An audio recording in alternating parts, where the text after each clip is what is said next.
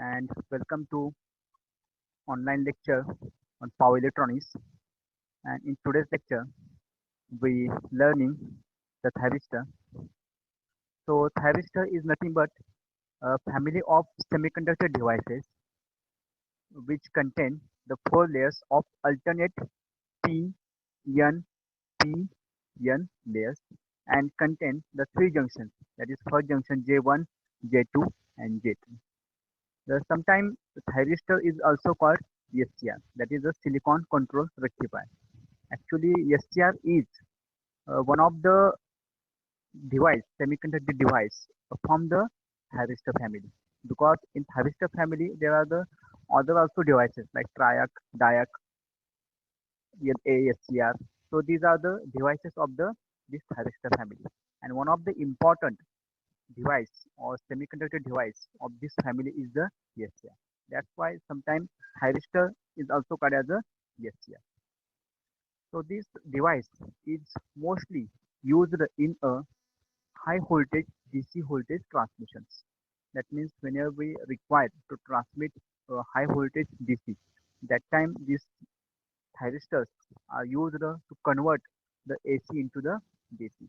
No doubt the diode is also used to convert the AC into DC. But the advantage of the thyristor is that it can be controlled the how much DC we require at the output. But diode does not have the control options. So diode is an uncontrolled switch. Once it on, it cannot be off, and its turn on is mostly is happen at the zero point 0.7 voltage, that is the threshold voltage. But this thyristor we can be turned on at any AC voltage. So the first commercial thyristor of SCR was introduced in 1957 by the General Electrics, and that time the voltage handling capacity of this thyristor is a 300 volt and current handling capacity is the 25 ampere. And right now it can handle the voltage up to the 6000 volt and current approximately or the more than the 4k ampere, that is 4000 ampere. So this is the general structure of the thyristor and the symbolical presentations of the thyristor. Now this is the structure of the thyristor. This is symbol of the thyristor, and this is the actual picture or actual device of the thyristor. So in structure of the thyristor, it consists of the alternate PN semiconductor layers. It has the three terminals, namely anode, cathode, and gate, and it has the three junctions J1, J2, and J3. So in this PPT, we presenting what happen if you apply the voltages to the thyristor. If you make the first terminal positive with respect to second terminal, that is anode is make the positive and cathode make the negative. So the junction J1 is become the forward bias, junction J3 is become the forward bias, and junction J3 is become the reverse bias. So again in these conditions the current cannot be flow because one junction is the reverse bias. Again if you change the polarity of device and if you apply the first terminal negative and second terminal make the positive, so what happen, the junction this junction J1 is become the reverse bias because of the negative is connected to the positive, and this positive voltage or field is applied to the DCN. So it becomes a reverse bias. Similarly, the junction J3 is become the reverse bias because negative field is applied to the positive and positive field applied to the N type of semiconductor. And junction J2 is become the forward bias. So in this condition, one junction is reverse bias, and in this condition, the two junctions are the reverse bias. So that this device thyristor is operated in the three modes. The first mode is a reverse blocking mode. So in this mode, this device is work as a blocking mode or off mode, like the PN junction diode. In reverse bias, the PN junction is off, work as a off device or the open device. So like that, this thyristor is also work as a open switch in this mode. So what happen in this mode, we make the first terminal is the negative and second terminal is make to the positive. So because of that, this junction J1 and junction J3 becomes the reverse bias, and junction J2 becomes the forward bias. So this is the characteristics of the device in this mode. So very little current is flowing from this device. This current is because of the reverse leakage current. Further, if you increase the voltage in between this terminal 1 and terminal 2, again this voltage in the reverse bias, that is this is the negative and this is the positive. So what happen at this point or at this voltage, there breakdown occur of these junctions.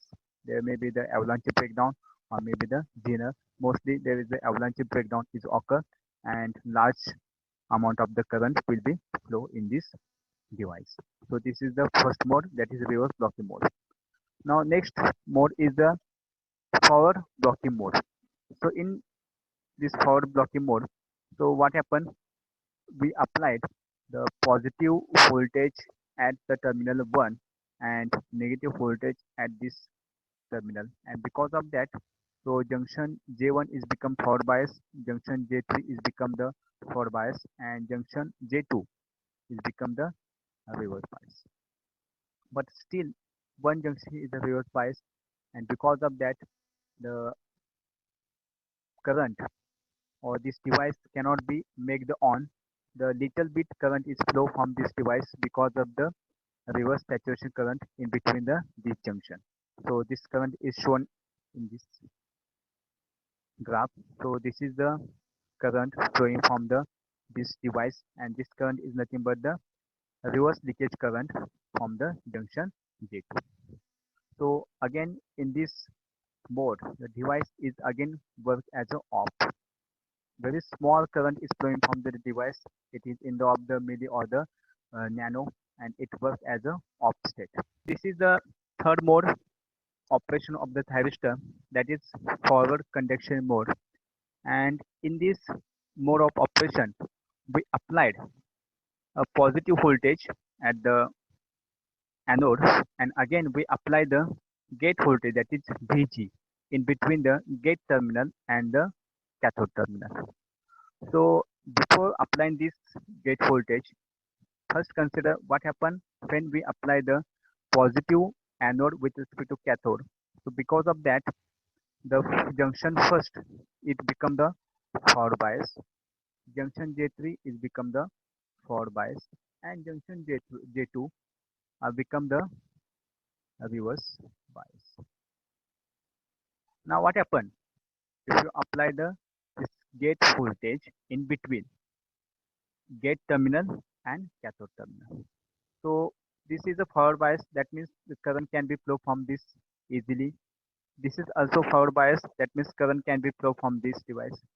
And because of this reverse bias, so these junctions blocking the flow of the current between the anode and cathode. But what happened because of this application of this gate voltage, the some charge carrier, that is electrons, are entering into these regions.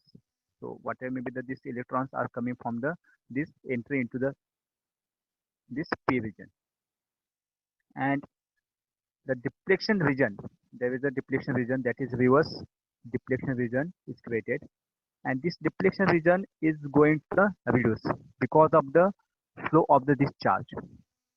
There is a large number are entering into this p region, and ultimately this depletion region is reducing small and small, and at some point this depletion region reduces, and the flow of the current is occur from the anode to the cathode. That means that time the device will become the forward bias. So this is the state where the the device become the forward bias. So and current is started from the 12. So this is point. So at this point we apply the gate voltage and the device is start for the conduction state. So this is the third region. In that region the device make the on. So there is a other ways also to make this device on, but I explained a little bit that is the most useful method to turn on this device, that is a gate trigger device. By using the gate we can be make this device forward bias and the current flow from the anode to cathode easily. Okay, thank you.